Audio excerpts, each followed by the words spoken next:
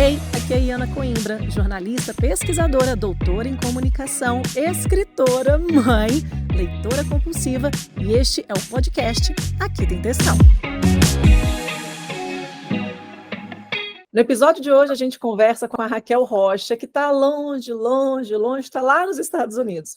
Mas a gente se conheceu aqui pertinho em Belo Horizonte, enquanto éramos repórter de televisão. Cada uma numa emissora, mas cada vez que a gente se encontrava numa pauta, conversa ali, conversa aqui, descobrimos que a gente tinha outras coisas em comum. E hoje, essa é uma conversa sobre coragem, não apenas para mudar de país, mas também para encarar o passado, revisitar laços e recuperar histórias que foram perdidas. Raquel, muito obrigada por estar aqui conversando comigo. Que saudade de você, minha amiga, no podcast Aqui Tem Textão. Você apresenta para a gente? Que honra para mim estar aqui com você, estar aqui com esse público tão bacana que a gente acompanha desde muito tempo, desde a segunda edição do Aqui Tem Textão, do grupo de leitura. Pois é, gente, eu sou a Raquel Rocha, como a Iana disse, sou jornalista, mas também sou a mamãe do Benício, a esposa do Erickson. Estou me aventurando no mercado, não no mercado, né? Mas a gente está se aventurando aí com novos projetos para a mentoria. E sou dona de casa em tempo integral. Mamãe, como eu disse, que como a Iana sempre fala, né? Não existe mãe em tempo integral, todas somos mães em tempo integral. Então, assim, é muita coisa. Eu não sou uma só, é difícil me apresentar e eu tenho essa dificuldade de falar assim, afinal, quem eu sou, né? Quem eu sou? Para muita gente, eu sou a Raquel da TV, para muita gente, eu sou a Raquel da igreja. Aqui em casa, eu sou a Raquel, só a Raquel. Raquel, e é tão engraçado você falar sobre essa dificuldade de se apresentar, porque aqui no podcast, toda vez que eu peço para alguém se apresentar, aparece essa dificuldade. Quem sou eu? Porque quem nós somos é diferente daquilo que a gente faz. Exato. E, por exemplo, enquanto a gente era repórter, né, de emissoras, jornalistas, apresentadoras, a gente era muito, né, a Iana da emissora tal, a Raquel da emissora tal. E aí, quando a gente tira esse crachá, e a gente vai desenvolver outros projetos, fazer outras coisas para além de um crachá pelo qual fomos conhecidas durante muito tempo, dá esse bug assim na cabeça? Dá. É exatamente isso. A gente fica pensando assim, e agora? Porque eu sempre tive muita convicção assim do que eu queria desde a adolescência, né? O que eu vou ser? Eu acho que eu aprendi muito isso sobre a geração, né? A geração à qual pertencemos, somos millennials, né? E aí a gente tem muito essa questão do que nós fazemos é o que nós somos. E aí, quando te tira aquilo, para mim foi muito tranquilo lidar com isso, porque era algo que já vinha sendo trabalhado há alguns anos. Mas na cabeça das pessoas, você sente aquela diferença assim, e agora? Você volta, você não volta? O que você vai fazer? Eu falei, gente, eu vou viver aquilo que eu preciso viver, que é uma nova etapa da minha vida e que, para mim, foi assim uma libertação. Assim, hoje eu vivo uma fase de muito autoconhecimento, que eu acho que em 3 anos eu vivi esse autoconhecimento de uma forma que eu não vivi minha vida inteira. A gente trabalhava como repórteres aqui em Belo Horizonte, e aí você ficava, né, na rua, também no estúdio, e aí, de repente, um dia você postou que tinha saído da emissora. Como é que foi esse desligamento e a sua ida para os Estados Unidos? Então, na verdade, quando eu postei, eu saí em novembro e eu postei em janeiro. Eu sou muito discreta com as minhas coisas, eu tenho uma certa dificuldade, inclusive, de lidar com as mídias sociais por causa disso, porque muitas coisas eu guardo para mim e para as pessoas que são próximas de mim. Eu aprendi assim. Então, quando algumas pessoas já tinham percebido, né, esse sumiço, e as pessoas me perguntavam, cadê você? Cadê você? E aí eu falei, não, chegou o tempo, eu vou explicar. Eu fui desligada da emissora de uma maneira assim, que para mim foi muito tranquila, porque era algo que já estava nos meus planos. Eu não tenho uma vírgula do que reclamar do meu desligamento, sabe? E aquilo ali aconteceu num momento de muita transição na minha vida.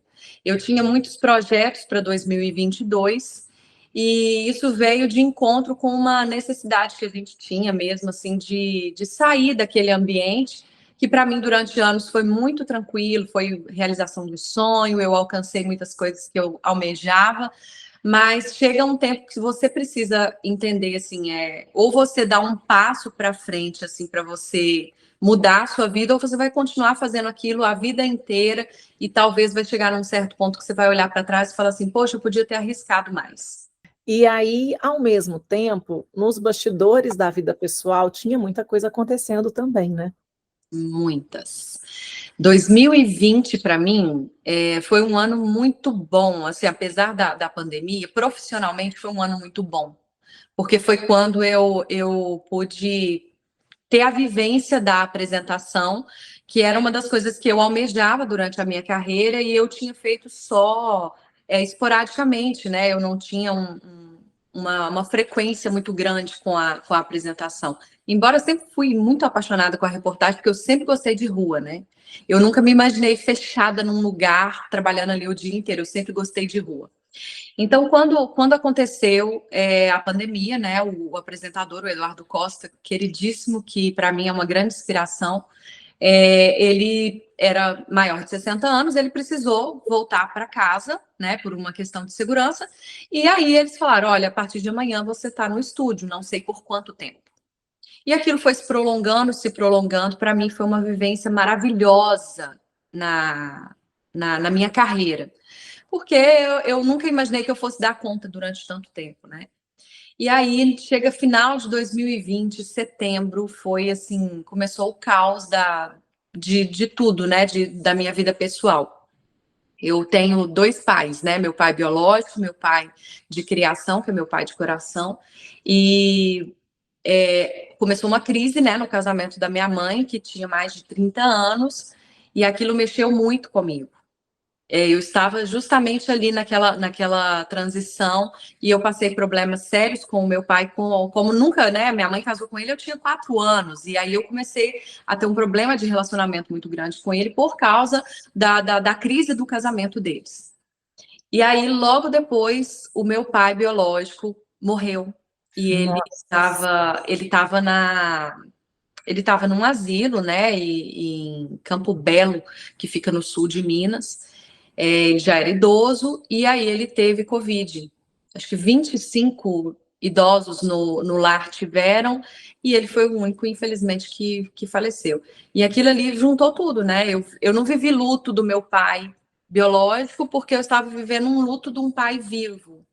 Né, houve, né, meus pais se divorciaram e esse divórcio foi muito conturbado e mexeu muito com a gente. Mexeu não só com a minha estrutura familiar, né, da minha casa, mas também, inclusive, dos irmãos do meu pai, né, que passaram por situações bem complicadas. E assim, então você estava lidando com notícias, o universo da notícia, que é um universo pesado, falando muito de Covid, passando esse problema gigantesco na vida pessoal, da separação dos seus pais e perdendo o seu pai biológico.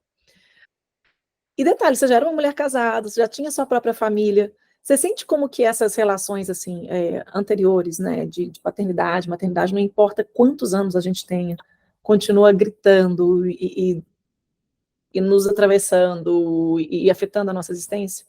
Muito. Eu sempre fui muito assim, eu sempre me considerei uma pessoa extremamente equilibrada, sabe assim, eu sempre assim, hoje eu posso falar isso, eu me orgulhava e falava assim, não, eu sou equilibrada, eu dou conta, nossa, eu consigo atravessar certas situações e tal. E aí quando isso veio, por quê? Eu tenho nós somos 7 irmãos por parte do meu pai biológico, com 5 mulheres diferentes. É muita gente. Eu lembro o dia que você me contou isso, acho que estava numa delegacia cobrindo algum caso, que eu não lembro o caso que estava cobrindo, eu não lembro, mas que você me contou que tinha um monte de irmão, de mães diferentes, e isso eu fiquei chocada. E até você conhecer essas pessoas também levou um tempo, né? Foi, assim, porque eu sou filha única da minha mãe. Então, eu sou a filha única com mais irmãos que você vai conhecer na vida, né? E aí, assim, os meus 3 irmãos mais velhos eu conheço desde que eu me entendo por gente, né? Que eles são do primeiro casamento do meu pai e tudo. E aí, ao longo da vida, eu fui descobrindo que eu tinha outros irmãos. Uma delas eu conheci, eu tinha 18 anos. A outra eu conheci pessoalmente na véspera do meu casamento. Ela mora em Goiânia, é a nossa caçulinha. Mas como é que essas pessoas iam chegando? Oi, sou sua irmã, o seu pai ia falando, olha, deixa eu te apresentar, então. Como é que essa família foi se formando? Igual eu te falei, os meus 3 primeiros irmãos eu conheci a vida inteira e sempre convivi. Eu passava férias na casa da minha irmã mais velha, assim. Inclusive, minhas memórias de Natal são na casa da minha irmã. Eu tenho um sobrinho que é 3 anos mais novo que eu, e aí tem uma outra sobrinha que hoje é advogada e jornalista, né? Formou em Direito e Jornalismo. E olha como que isso vai puxando, né? Porque meu pai biológico era jornalista, eu uso o sobrenome dele, eu me formei em jornalismo, a minha sobrinha quis fazer jornalismo, então assim, é muito legal ter essa inspiração dentro, sabe? E aí, com 18 anos, eu estava na casa da minha tia, de repente chega minha irmã. Ela falou: Oi, tudo bem? Eu sou sua irmã. Eu falei: Oh, Como assim? E aí eu fui descobrindo, meu pai contou pra gente que ele tinha outros filhos e tal, e assim, a gente nunca tinha tido um encontro real. Essa minha irmã, não, aí eu comecei a conviver com ela, aos mas 18 anos. esses outros irmãos que você foi conhecendo depois, eles sabiam da existência sua e dos outros irmãos? Assim, as pessoas sabiam das Sabiam, pessoas? sabiam. Só a gente que não sabia ao certo. Porque, assim, nós morávamos em Minas. E meu pai morava em Rondônia. Então, assim, é uma história que, assim, eu pretendo um dia até escrever sobre ela, sabe? Eu acho bem interessante as raízes, porque pode ser que eu tenha irmãos que eu não conheço. Então, olha, se você Vai está saber. acompanhando esse podcast, está olhando o rostinho da Raquel Rocha, falou, olha, pode ser, parece alguém da minha família, pode ser que seja de fato um parente. Mas, Raquel, me fala sobre o seu pai, assim, ele era casado, não era? Como é que era essa construção familiar dele? Então, isso a gente vai percebendo só depois que a gente é adulto, né? Que a gente vai sentindo essa relação. Meu pai teve um primeiro casamento e, né, teve 3 filhos, mas meu pai não era uma pessoa apegada a isso. Ele gostava da vida dele, sabe? Assim, meu pai, só para você entender, né? Assim, com 5 mulheres diferentes, ele não era um homem assim, né? Que se relacionava, que tinha um relacionamento duradouro. Então ele teve, né? O primeiro casamento dele. A minha mãe é bem mais jovem do que meu pai, são 24 anos de diferença. E, Eita. e aí foram 6 anos, né? Que eles viveram juntos em Rondônia. E eu nasci em Rondônia, eu sou nascida em Porto Velho. Gente, eu não sabia disso. Sério? Eu achava que você era Não, mineira. sou nascida em Rondônia. Meu pai é de Minas, conheceu minha mãe em Minas, falou assim: tô indo para Rondônia. Meu pai trabalhou no jornal O Tempo de Betim, ele foi um dos primeiros jornalistas do Tempo. Olha, É. E aí ele falou assim: eu estou indo para Rondônia, vamos comigo? Aí ela, vamos. Minha mãe não tinha pai nem mãe, né? Tinha as irmãs dela. Então eles viviam juntos lá em Rondônia. E aí foram 6 anos, né, de um relacionamento. Por fim, eu acho que porque as minhas irmãs, a idade delas, assim, equipara com o tempo que a minha mãe ainda estava com meu pai. Então, nisso, assim, a gente não sabia. Foram anos sem eu saber. Eu fui descobrir que eu tinha outros irmãos, eu já tinha, eu acho, 16 anos. Porque eu sempre achei que eu era caçula, né? gente, isso bugou sua cabeça, né? Pior que não. Eu nunca tive problema com isso. Para mim era assim, porque eu tinha meu pai de criação. Para Seu mim, pai a de minha, criação a sentia minha, essa a lacuna. minha referência de pai sempre foi meu pai de criação. Porque ele casou com minha mãe, eu tinha 4 anos. Então, assim, para mim sempre foi. Eu sempre chamei ele de pai. Eu sempre, a minha avó, que eu conheci, era mãe dele e era minha avó. A minha relação com a minha avó era incrível, assim. Eu sinto muita falta dela. Meus tios, eu tenho uma tia da minha idade, ela, assim, são os tios que eu tenho mais vínculos, sabe, assim, minhas primas, que são do lado do meu pai, assim, para mim, eu nunca tive problema com isso. Eu tinha problema até, assim, eu tinha dificuldade de chamar meu pai biológico de pai. Eu só aceitei isso depois dos meus 20 anos. Eu falei, cara, eu tenho 2 pais, isso é muito legal, tem gente que não tem nenhum. Então, para mim, eu sempre fui muito bem resolvida com isso. E aí, quando eu comecei a conhecer minhas irmãs, inclusive a minha irmã caçulinha, que é assim, ela é eu falo que ela é o dengo de todo mundo lá das nossas irmãs, ela é o xodózinho, porque realmente ela é a caçula, mas é a maturidade em pessoa, sabe? E ela foi quem foi atrás, e ela me ligou, e ela falou assim: olha, eu te procuro já tem alguns anos. E eu falei, olha, eu vou casar. Ela falou, eu moro em Goiânia. Eu falei, eu vou casar, vem no meu casamento, vai ser em Belo Horizonte. Na época eu ainda morava em Valadares. E aí ela falou assim, então tá, eu vou. E aí a gente se conheceu lá.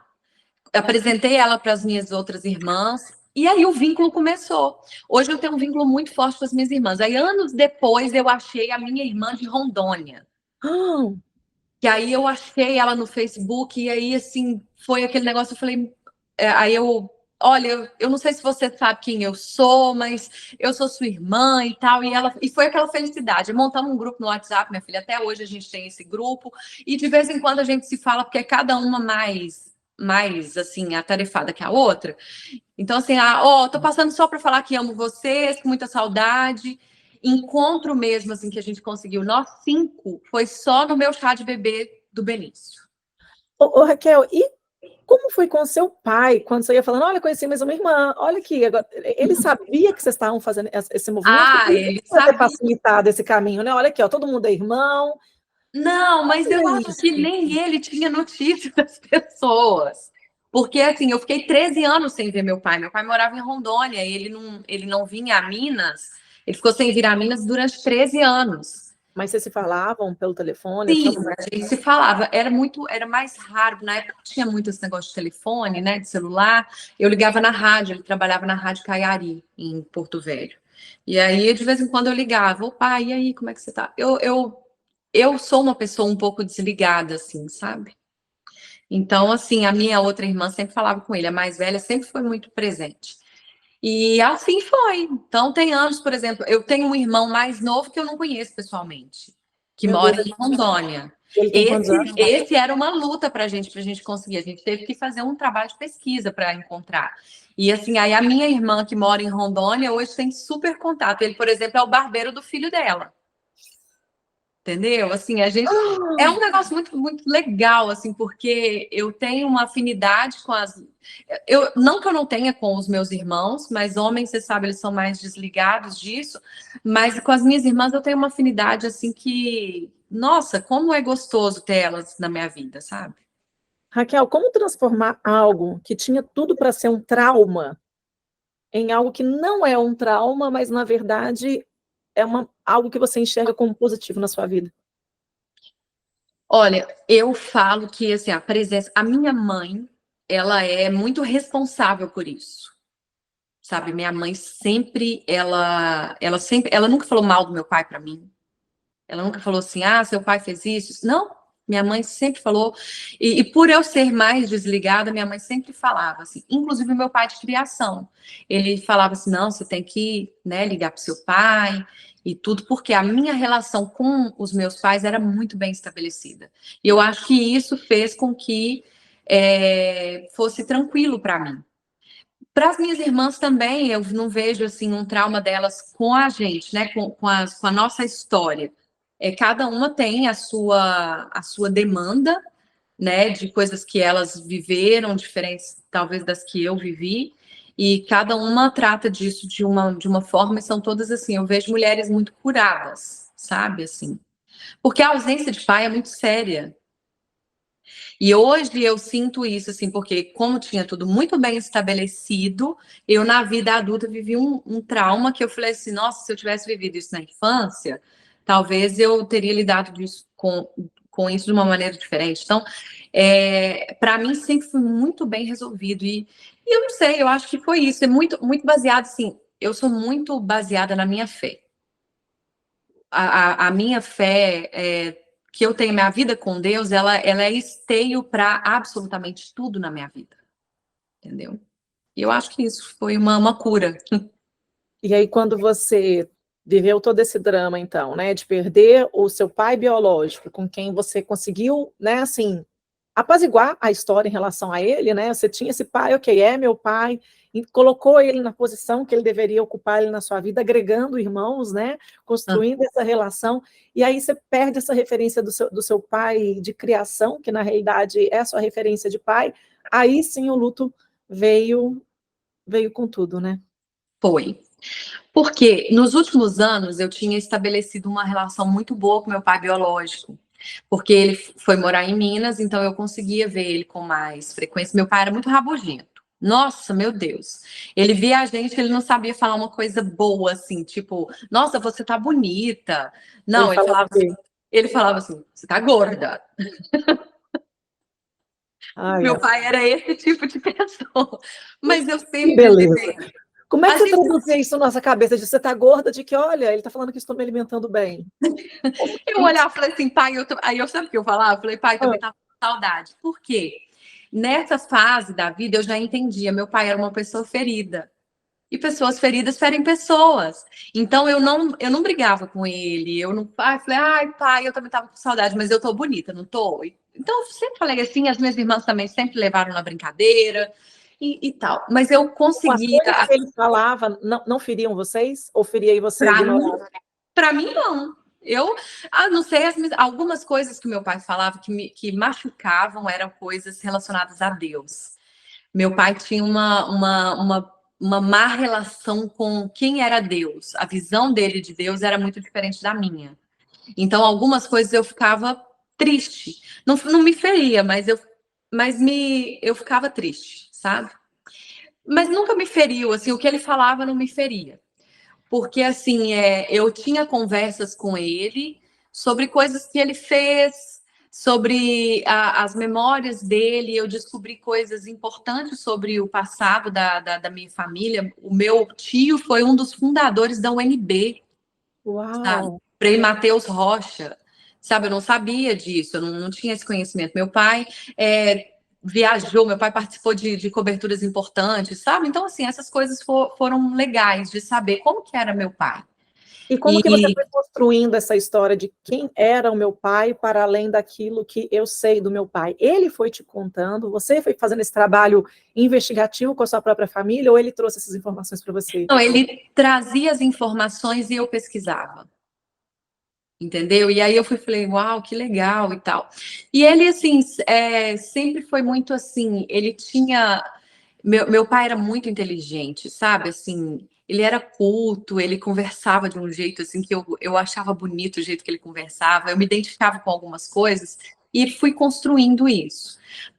Para mim foi uma novidade. Então, nos últimos tempos, como eu tinha ele também, para mim aquilo ali foi legal. Eu falei, poxa, que bacana, eu pude aproveitar isso do meu pai que eu nunca tive. Construiu Porque uma eu tinha relação de admiração? isso. Assim, eu nunca tive nada contra ele. Nada, assim, eu entendia. E eu até ficava, assim, de um certo modo, eu ficava feliz por ter tido o meu pai de criação. Porque muito do que eu aprendi a ser foi por causa dele. Sabe, assim, eu comecei a trabalhar muito nova, eu aprendi muito sobre hierarquia por causa dele. As minhas memórias da infância são boas, assim, meu pai sempre foi muito alegre, muito brincalhão. Tive as minhas crises na adolescência com ele, mágoas, sabe? Coisas assim. Minha relação de pai foi com ele. Mas eu pude conhecer o outro também e falar que legal, eu tive essas duas bases, assim. Minha base sempre, obviamente, acho que a minha mãe representa muito na minha vida, né? Assim, porque de uma certa forma é aquela questão, sou eu e você e contra o mundo. Mas, assim, ter essa base de pai também foi importante para mim. Raquel, quando o seu pai, né, assim, eles se divorciaram, né, o seu pai e a sua mãe, seu pai de criação se divorciou da sua mãe, quanto tempo levou até vocês conseguirem se reencontrar? Reencontrar como pessoas, como pai e como filha, porque essa ruptura foi do marido né, da sua mãe com o marido dela, mas também era o seu pai, isso aí afetou a relação de vocês. Foi. Foi assim, ela foi se desconstruindo de uma maneira assim que sabe quando você joga o pó no vento? Foi mais ou menos aquilo ali, sumiu.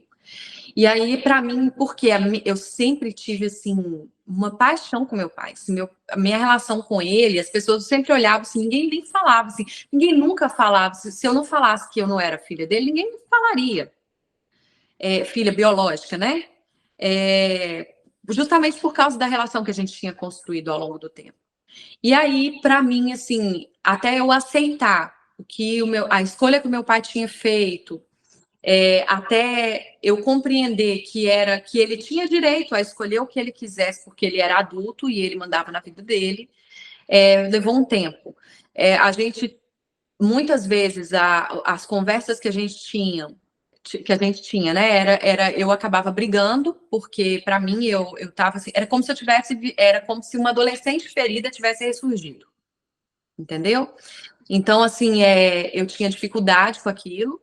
E aí um dia um amigo meu falou assim, aí eu contei para ele, falei, aconteceu isso e tal, e chorando e tal. Ele falou assim, Raquel, fala Kel, né? Me chamam de Kel. Kel, deixa a porta aberta, porque quem sabe ele vai ter para onde voltar. Se todo mundo fechar as portas para ele, como que ele vai voltar? E aquilo eu falei assim, ele tem a escolha dele, eu agora vou estabelecer uma relação e pronto. E assim foi, eu fui reconstruindo.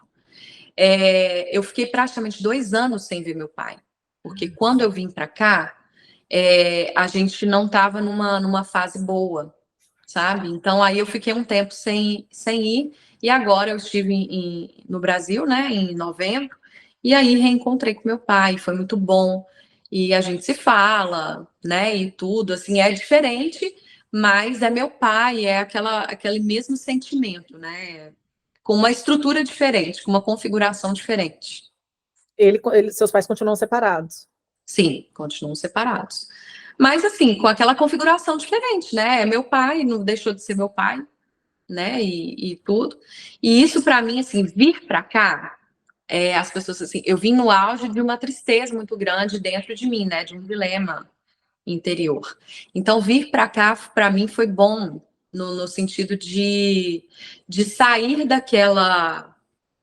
De sair daquele contexto e encarar coisas novas, desafios novos, que acabaram trazendo cura para mim. Foi preciso coragem para perdoar seu pai?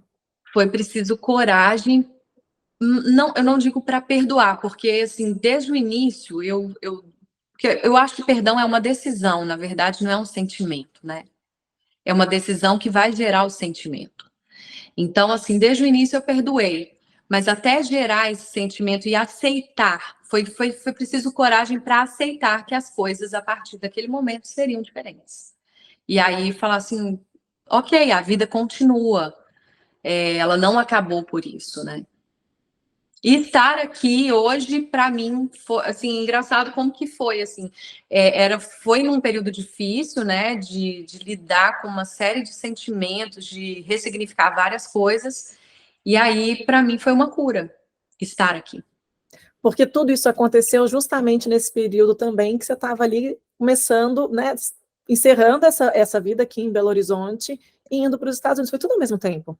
Foi tudo ao mesmo tempo, foi uma avalanche. Eu falo que nos últimos 3 anos, eu vivo um processo, sabe, assim, bem doloroso, mas que ele tem me transformado para... É como se eu tivesse sendo ali preparada para viver um propósito maior. Então, né, a gente veio para cá numa contramão daquilo que a maioria das pessoas vem, né? A gente não veio aqui para, eu vou para lá para fazer uma carreira diferente e tal. Não, eu sou dona de casa.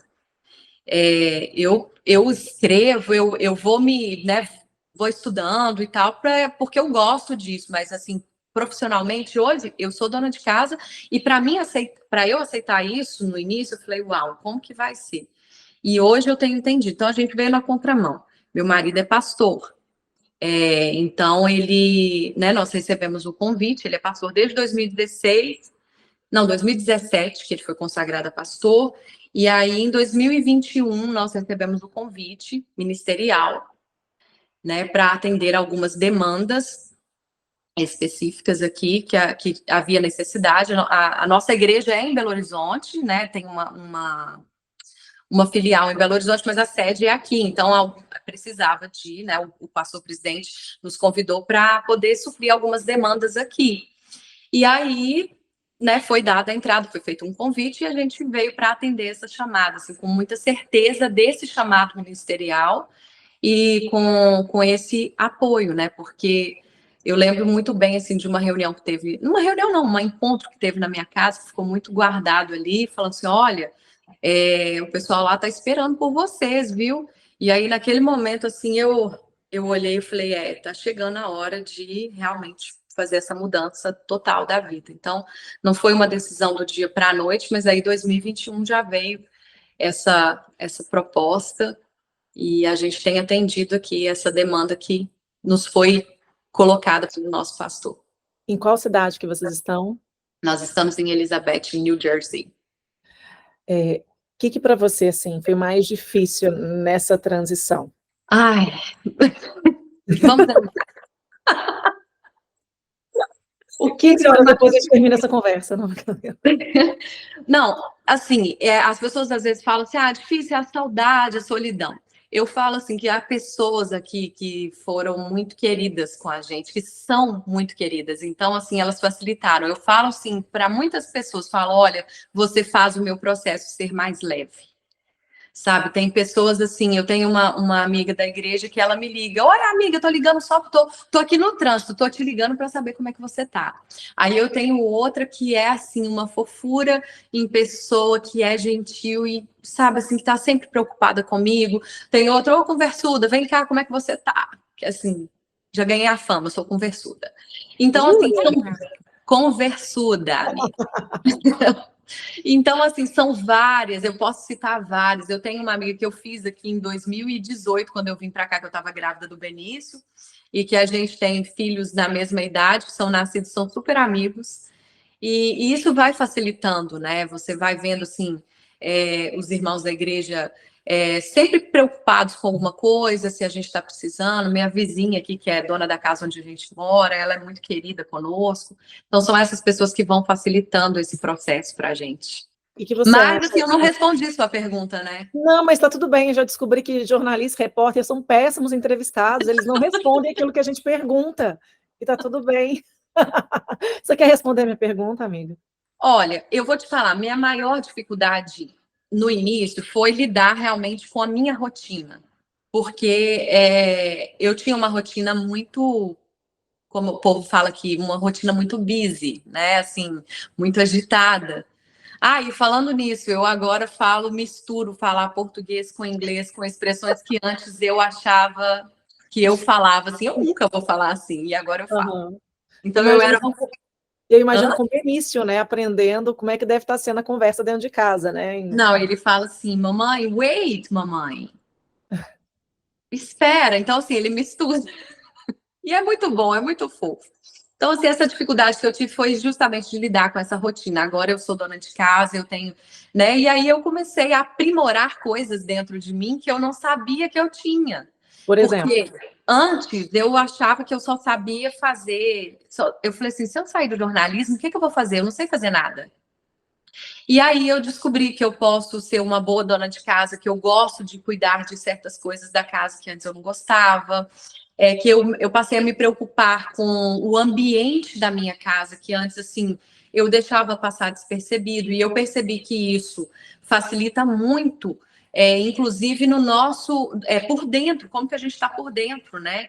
Se você tiver num ambiente que ele está limpo, que ele está gostoso, né, fazer um café, fazer uma mesa mais gostosa, isso vai gerar intimidade na família.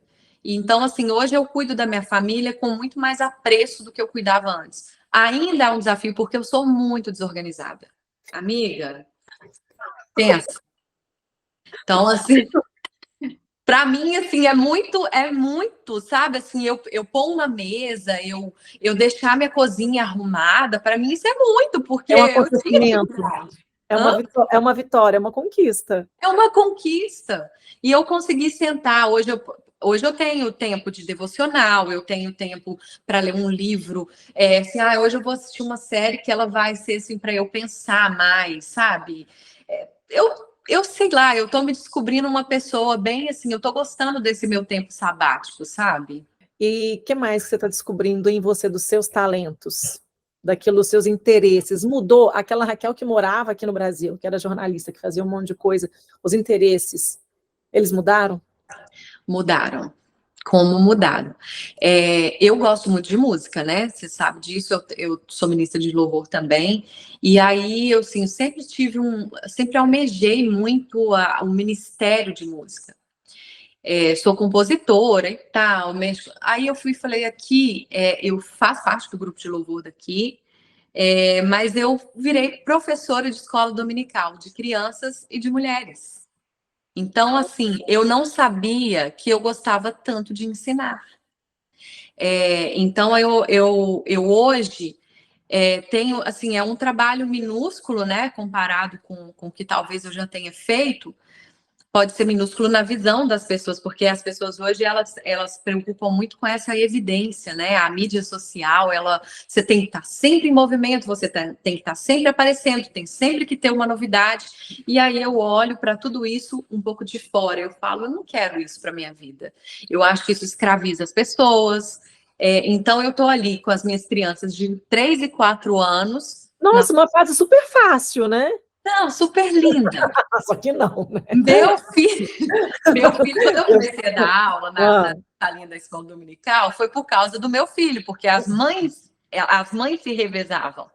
Meu filho saiu e foi uma benção ele ter ido para outra sala, porque meu filho, ele é o que menos conversa, é o que menos faz bagunça, só que não, né? Então, assim, hoje, aí você. E dar aula para o filho é diferente, né? Então, assim, a gente tem ali aquelas crianças que eu olho, eu falo, poxa, eu estou ensinando para elas algo que é muito importante. Então, quando eu vou preparar uma aula para elas, eu penso em tudo que eu vou falar.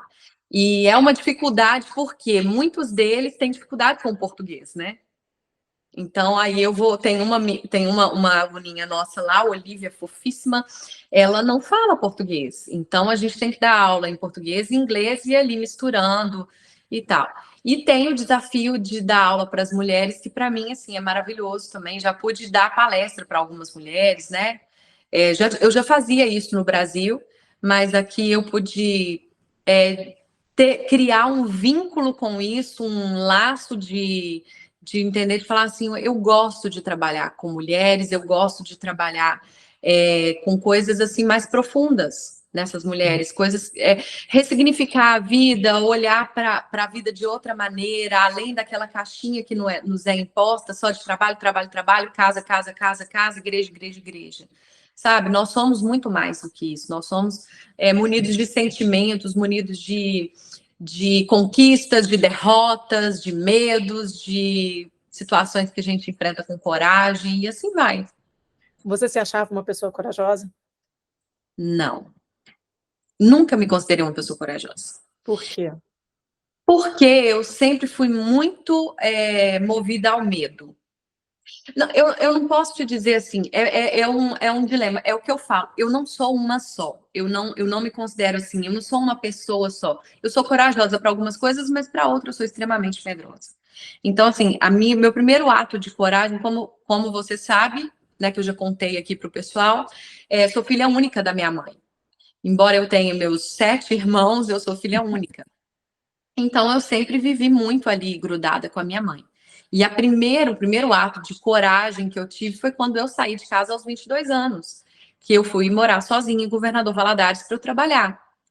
Então, naquele momento, eu falei assim, eu não via aquilo como coragem, eu via aquilo como muita vontade. E aí, quando eu ligava, e as pessoas olhavam para mim e falavam assim, ela não vai dar conta. Nossa, Patricinha da capital não vai dar conta. E aí, quando eu cheguei lá, as pessoas tinham justamente essa visão de mim, a Patricinha, né? E aí, gente, como eu fui esmagada naquela cidade. Então, meu grande processo mesmo de construção de quem eu sou aconteceu lá. Eu saí de casa, não tinha vivência pessoal, né? Não tinha experiência pessoal nem de profissão.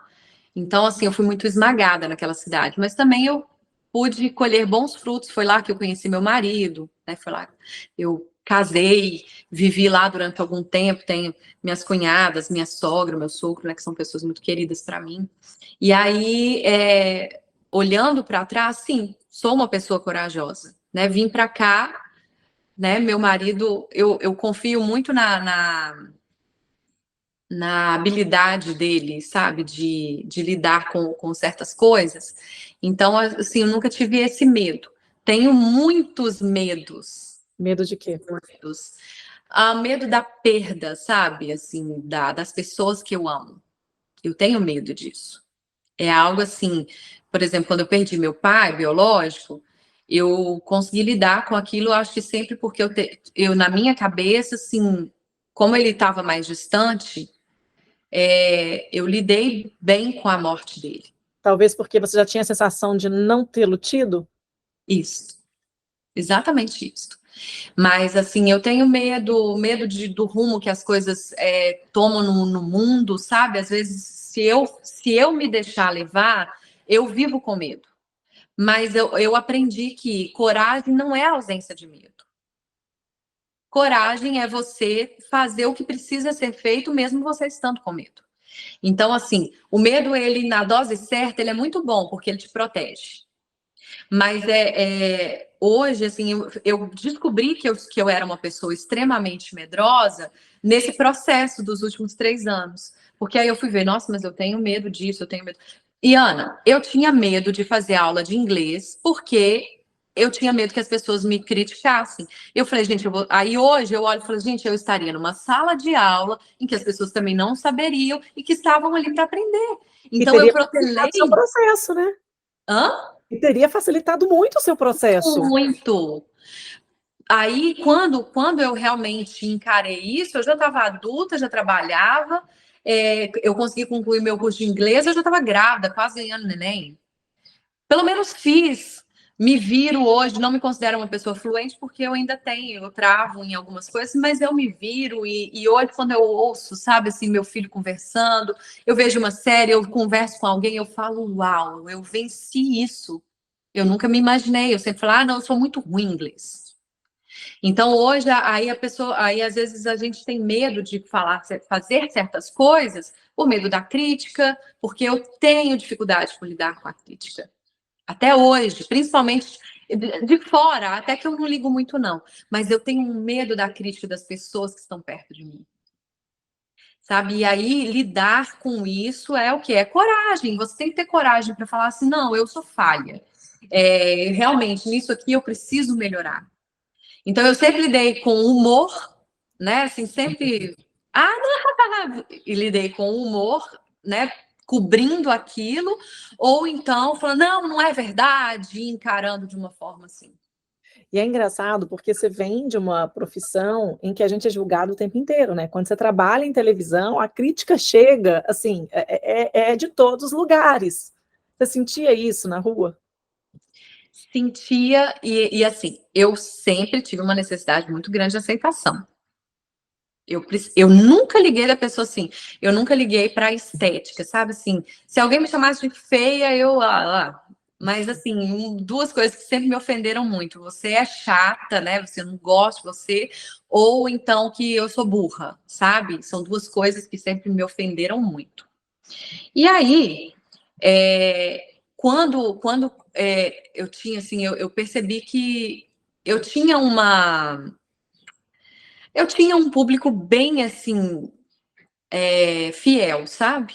Era um público fiel e era um público que, graças a Deus, em sua maioria, gostava muito de mim. Mas quando eu recebia alguma crítica negativa, aquilo ali acabava com o meu dia. Eu falei assim, poxa, mas eu me esforço tanto. O que eu fiz para essa pessoa? E às vezes não era nem crítica assim do profissional, às vezes era uma coisa que você tinha feito. Eu lembro assim, um dia eu sempre postei muito, eu gosto de, né, eu canto e tal, e aí eu postei uma vez que eu fiz uma gravação, que eu tenho algumas músicas que eu consegui gravar, e a pessoa falou para mim, falou assim, ai, você é tão bonitinha como jornalista, como repórter, não precisa disso. Você não precisa de mais nada. Tipo assim, não inventa moda. E aí, aquilo ali eu falei, ai, eu não vou responder. Não vou. Por fim, eu falei assim, mas eu sou feliz fazendo as duas coisas. Aí ela, que pena. Aí, desde aquele dia, eu falei, cara, se eu ficar dando ouvido a certas coisas, eu vou sempre me machucar, porque é uma maioria que gosta do que eu faço. E outra coisa, as pessoas, elas eu não tenho que fazer isso para agradar as pessoas. Eu custei a descobrir isso. Sabe, eu custei a descobrir que, olha, se você não gosta do que eu faço, ok, tá tudo bem. Só respeita o que eu faço e eu vou te respeitar, vou respeitar a sua opinião e pronto. Às vezes as pessoas falam assim, eu quero te dar um conselho, sabe assim, como se, vou fazer uma crítica construtiva. Não, obrigada. Sabe, e eu aprendi também não fazer, sabe? Se a pessoa não precisa, se ela não pediu a sua opinião, não dê. É tipo isso. Raquel, quando você olha para essa mulher que você está em transição se tornando, quem que você imagina que vai surgir nos próximos capítulos? Uau. Por que você só faz pergunta difícil, mulher? Porque eu sou repórter, amiga. A gente larga um microfone de uma emissora, mas a gente continua usando o Quem eu acho que vai surgir? Eu espero que surja uma mulher infinitamente melhor. Sabe, uma mulher mais segura, uma mulher mais forte, que não tem medo desses desafios que a vida impõe. E entender que tem hora que a gente precisa mesmo entrar no casulo. É o processo da metamorfose. Você está no casulo? Eu estou no casulo. E a vida no casulo, ela pode não ser tão ruim como se imagina. Sabe, ele vai doer, porque vai passar por transformação. É uma transformação interna e externa, porque a gente sabe que são vários bichinhos que passam pela metamorfose. O mais conhecido é o da borboleta, né? Que ela passa por estágios, é uma mudança no corpo e na estrutura dessa borboleta, né? Até ela se tornar borboleta. Então, eu estou no casulo e vivendo, assim, os dias de mais resignação, de ficar mais quieta, mais escondida. E esse esconderijo, para mim, não poderia ser melhor do que a asa do Altíssimo, que é onde eu me considero, eu estou abrigada no Altíssimo, e é nele que eu espero. Eu espero que o meu filho olhe para mim e me veja como um bom exemplo, que o meu marido olhe para mim e me veja como um bom exemplo, que a minha mãe, que as pessoas que estão próximas a mim, que elas vejam os frutos do que eu estou construindo agora. Esse é o meu objetivo. Profissionalmente, tenho vários sonhos. Pessoalmente, muitos. Nossa, eu posso ficar horas falando deles, não deixei de sonhar.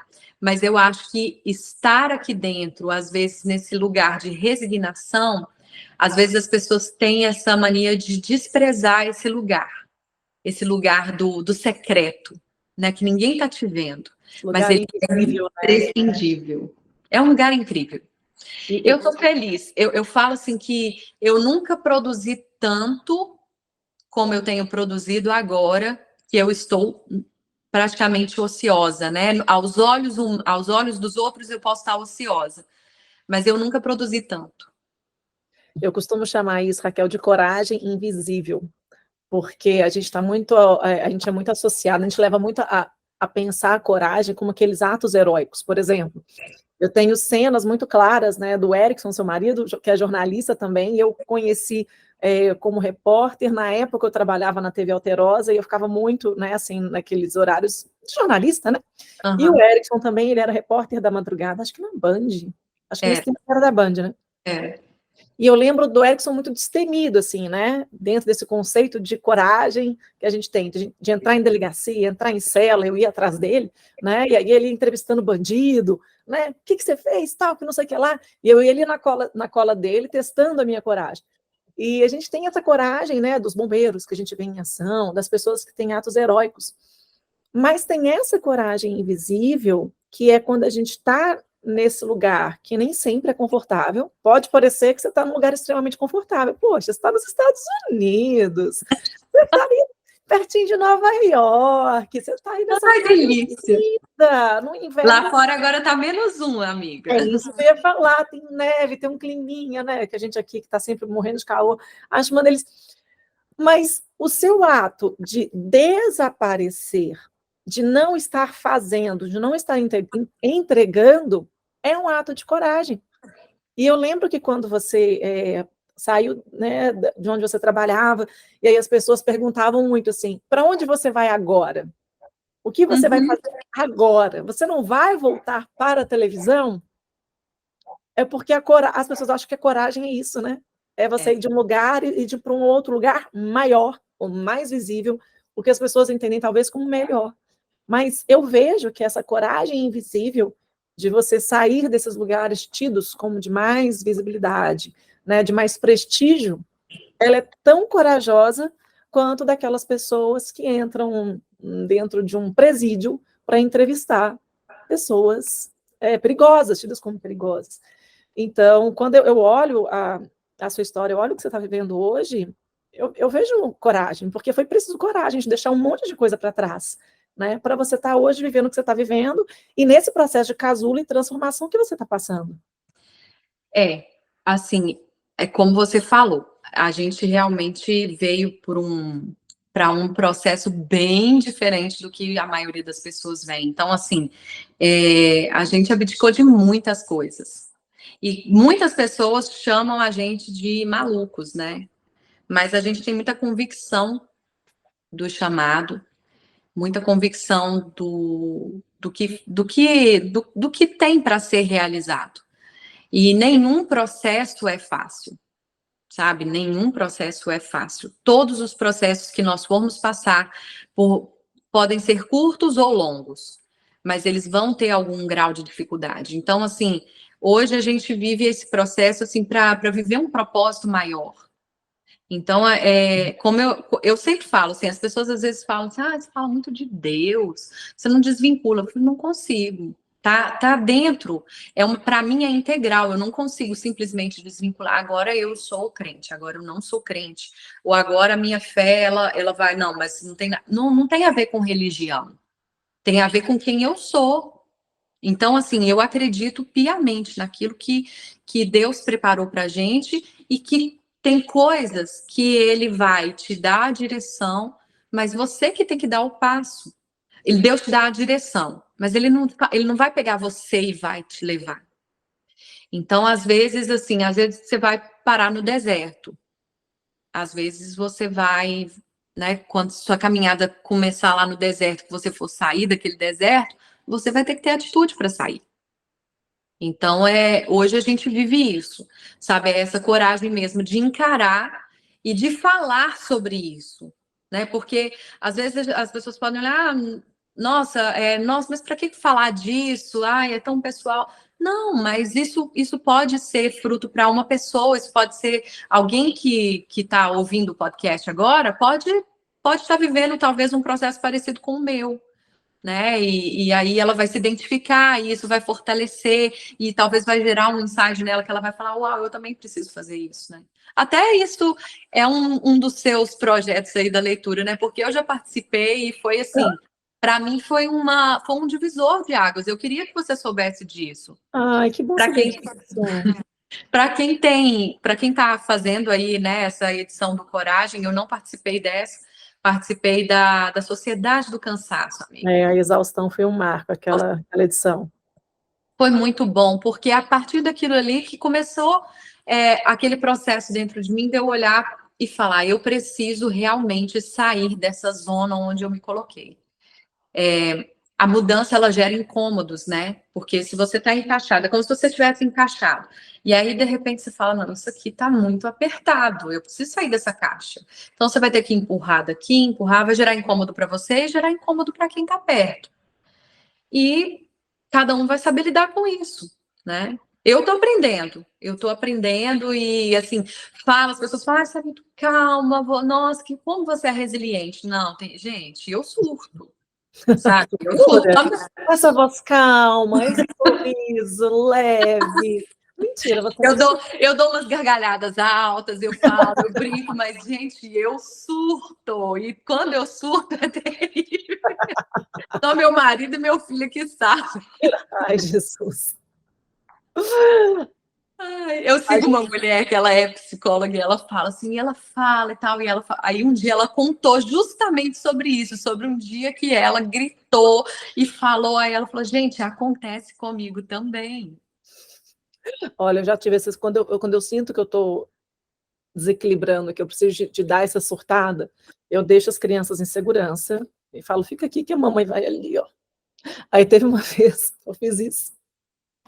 Estava na pandemia, E aí o Fred chegou em casa, não sei nem se eu contei essa história, mas o Fred chegou em casa, eu entreguei as crianças para ele, eu falei, fica com essas meninas aqui um pouquinho e tal, né?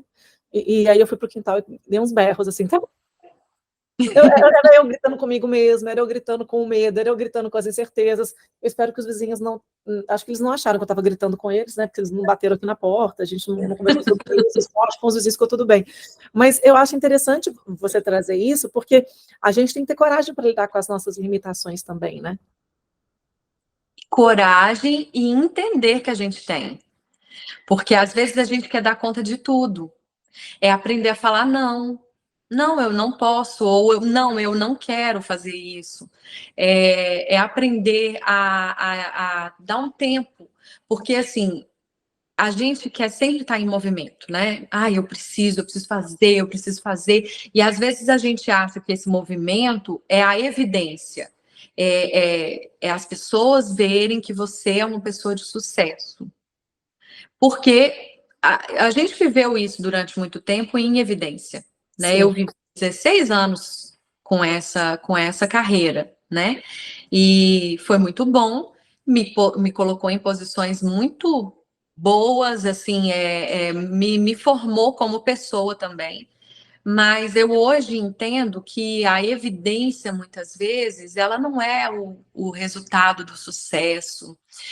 Se você está por dentro você está vazia, se por dentro você está ali cheia de incertezas, que sucesso que é esse que não te dá paz, né? E Então, qual é hoje, o preço desse sucesso visível, né? sabe, eu sempre fui muito ligada à família. Eu, muito, muito, muito mesmo. Mesmo antes de eu ter filho, assim. Eu E sempre mesmo antes de saber que tinha 7 irmãos. Eu sempre fui muito ligada, assim, eu sempre priorizei minha família, assim. Meu marido sempre entendeu meus plantões, né? Até porque, né? Ele também estava de plantão, né? Ou seja, quem olhava o Benício, gente.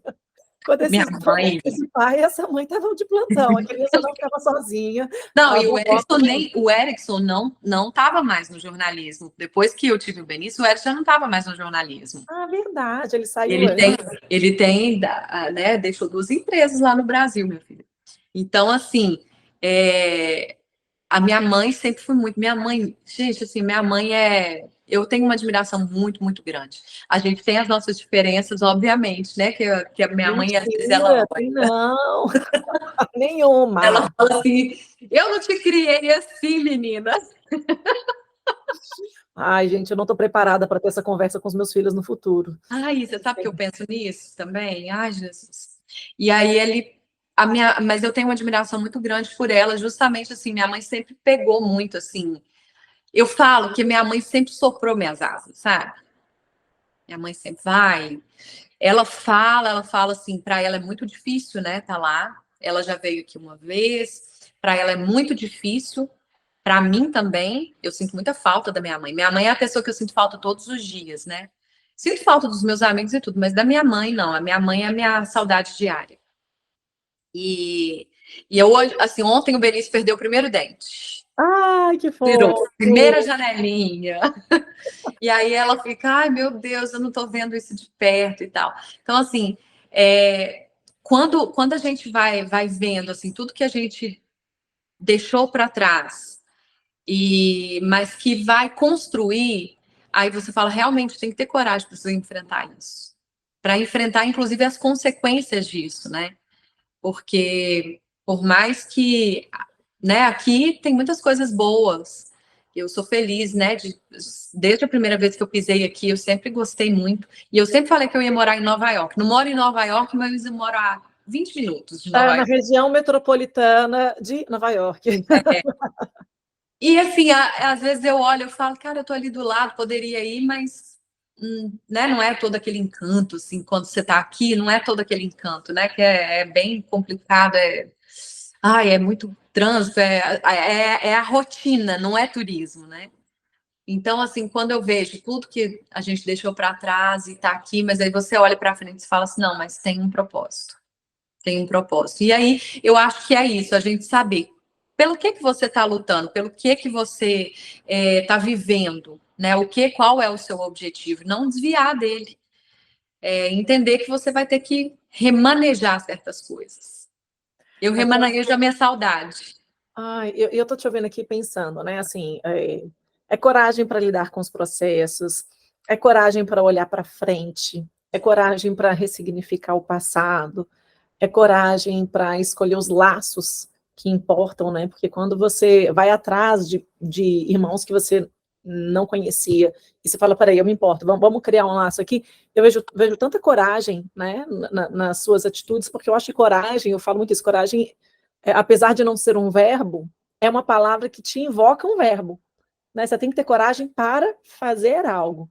E eu vejo o tempo todo você em movimentos muito corajosos. Obrigada. Você consegue perceber isso? Hoje, sim, com a nossa conversa.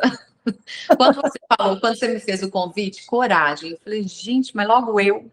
E aí eu fui ouvir alguns podcasts que você tinha feito e as meninas também falaram isso. Mas a gente não se considera corajoso, né? Muitas vezes a gente tem dificuldade de olhar, a gente tem dificuldade de se definir. Às vezes você tem facilidade de falar seus defeitos, mas você tem dificuldade de falar das suas qualidades. Então hoje eu olho e falo, sim, sou corajosa, tenho uma família corajosa, né? Assim, que abraçou o nosso processo, né? Que a minha mãe, apesar dela estar muito assim, com muita saudade, ela abraçou isso. Minha sogra, meu sogro também abraçaram isso, minhas cunhadas, né? Então, as minhas irmãs, né? A gente conseguiu se ver e se esforçando para isso, porque é sempre muito difícil encontrar cada uma, né? E aí a gente vê esse processo de coragem mesmo. A gente estava falando de livros, né? Você falou de Sociedade do Cansaço, que foi o livro que a gente leu na edição Exaustão. O que você tem lido? Quais livros te inspiraram aí nesses seus processos? Então, nossa, é tanta coisa. Eu agora, amiga, eu leio muito romance policial. E comecei a ler eu estou até lendo esse, aí não tem nada a ver com nada. Agora fugiu, meu Deus, fugiu o nome do livro. Mas ele é sobre serial killer. E, Eu mas depois de acabei assim. cobrir tantos anos com jornalismo policial, acho que você estava com saudade, então. Aí por isso está lendo história de serial killer. Aí fui ver, tô vendo séries todas voltadas para isso. Mas é por causa, não é por causa é a cabeça, é a mente das pessoas. Aí o nome do livro é Serial Killer, Louco ou Cruel? É o livro que eu tô lendo agora. Mas eu consigo ler mais de um livro ao mesmo tempo e assim, sem pressa. Os livros realmente, nesses últimos tempos que eu estou aqui, é tudo de romance, minha filha. Romance, água com açúcar, é Sherlock Holmes. Aí li para não falar assim que eu não li um mais assim, eu li As Esganadas do Jô Soares, também que adoro. Gosto descobri que eu adoro esse tipo de livro, que eu leio numa sentada. E parei de querer ficar assim, vou ler um livro mais cult. Não, vou ler o que me interessa e pronto. Se quiser ler, O Pequeno Príncipe é o meu livro favorito na vida. Acho que não é uma leitura para crianças, mas é o meu livro favorito na vida, O Pequeno Príncipe. Já li umas 10 vezes. Que eu acho muito legal você falar que você está lendo literatura policial, que você está lendo essas outras coisas, porque a gente coloca muitas vezes a leitura só nesse lugar assim, né, do intelectual, do que está no hype, tal. E não, gente, a leitura ela pode ser isso também, né? Para você desopilar, para você falar de outras coisas. A leitura ela não precisa estar nessa caixinha só da intelectualidade, daquilo que a gente considera como legítimo para ler, pelo contrário, né? Bora ler coisas por prazer e coisas que teoricamente não são validadas pelas outras pessoas. E aí Sherlock Holmes é chique, tá? É bem legal. Adoro, menina, adoro. Eu tenho vários aqui. Isso, e é um tipo de. É o que eu fiquei pensando justamente naquilo que a gente acabou de falar. A gente às vezes quer fazer algo só para validar o que as pessoas estão achando. E aí eu começava a ler um livro e às vezes a narrativa, porque se a narrativa não for interessante, amiga, não adianta, eu não consigo, eu vou criticar aquela narrativa e eu vou passar mais tempo criticando a narrativa do que lendo. Me dá um exemplo de um que você não gostou e que você criticou ele inteiro. Eu nem termino.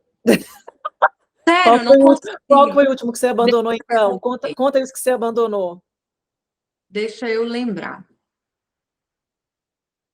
Ó, Ah, enquanto você vai não lembrando. lembro, não Enquanto você lembro. vai lembrando, saiu a Amiga Genial da Helena Ferrante, eu comprei os quatro, porque eu já compro, quando é tetralogia, trilogia, eu compro os quatro. E eu custei para pegar e deslanchar. O início dele, eu achei, falei, gente, mas que horas que esse livro engrena, né, da Amiga Genial? Depois foi, amei e tudo mais. Mas eu te entendo. Ah, já sei. Ai, O sabia que Encontro você Marcado, do Fernando Sabino. você não gostou. Não consegui gostar. Achei, assim, uma enrolação.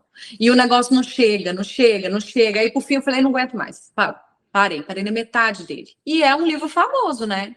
É um clássico, principalmente da literatura belo-horizontina, uma vez que se passa aqui nessa cidade. Não consegui. Comecei a ler e tal, aí falei, não, é porque eu tô cansada. Aí peguei de novo. Aí, não, agora eu vou tentar ler. Não consegui engrenar, não consegui engrenar na história, não rolou para mim. Fernando Sabino, desculpa, mas não passou no crivo, então, da Raquel. Raquel, e Pô, gente, nossa, eu tô falando do Fernando Sabino, não é? Mas não me identifiquei, tô falando que coisa que eu não me identifiquei com a E tá narrativa. tudo, e tá tudo bem, eu acho que a gente tem que ter coragem de falar assim, olha, Fernando Sabino, beijo, não gradei, vamos tentar aqui outro autor, a gente não precisa gostar de tudo, a gente não tem que gostar de todo mundo. Vou até falar aqui um livro que, assim, eu nunca entendi o hype, é Antes que o Café Esfrie. Eu achei o nome maravilhoso, achei a capa incrível, e eu li e falei, tá. Eu não abandonei porque eu costumo ler até o final, assim, para eu abandonar é mais difícil.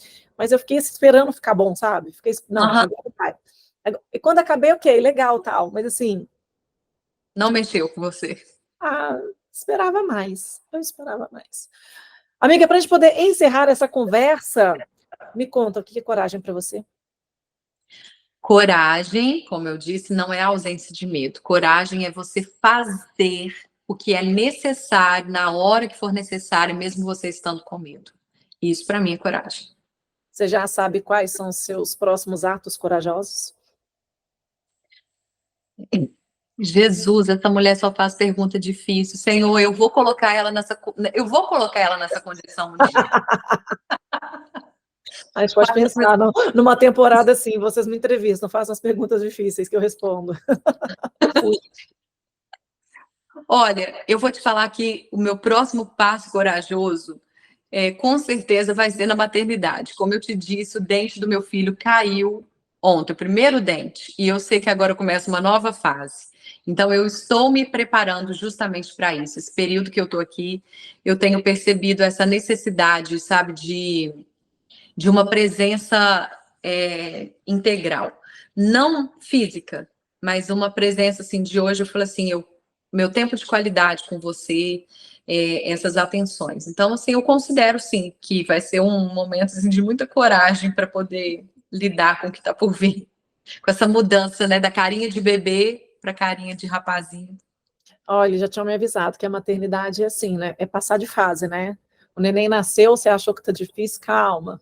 Vem desafio. E é de fase em fase, e os desafios mudam.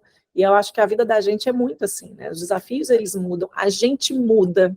A gente não precisa de gostar das mesmas coisas sempre. A gente não precisa de pensar as mesmas coisas sempre. A gente não tem que gostar dos livros que todo mundo gostou. A gente não tem que ostentar essa coragem, que é tida como a coragem legítima. A gente pode procurar outros caminhos, a gente pode procurar outras experiências, e isso também tem que ter coragem. Né? Tem que ter coragem de falar, não gosto de Fernando Sabino, tem que ter coragem de falar assim, estou aqui em casa, vivendo minha vida de dona de casa, sendo feliz vivendo essa vida de dona de casa, e muito obrigada, Raquel, por ter conversado, por ter falado sobre essa coragem também para poder lidar com essa relação com seus pais, né? Porque também não é fácil assumir que, olha, então, a minha família tem essa história aqui, né? Não é essa família perfeita, não são essas questões todas perfeitas. Então, é bonito isso, é bonito contar sobre esses bastidores, né? Não só os bastidores da notícia, mas os bastidores de gente de verdade, gente real, gente que não é só essa imagem que as pessoas conheceram quando estava apresentando um jornal, apresentando uma reportagem. Obrigada a você, obrigada por você pelo convite. Foi uma delícia e eu sei que se a gente pudesse, a gente ficaria aqui o dia todo. Estamos precisando, né, amiga, ligar a câmera e conversar, vai tomar café online, assim, ó, virtual. Muita saudade, viu? Muito feliz, muito orgulhosa de você. Você me faz muito bem.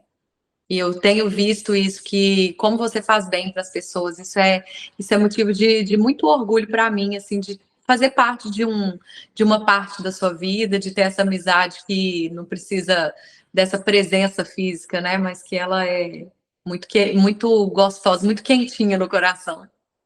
Olha, então eu acho que essa foi uma conversa, isso, um papo entre amigas, em que a gente falou tantas coisas, que de muito abraço na alma, de acolhimento e de saudade. Fica aqui, né, assim, a vontade da gente se encontrar novamente presencialmente, mas que outros cafés virtuais também aconteçam.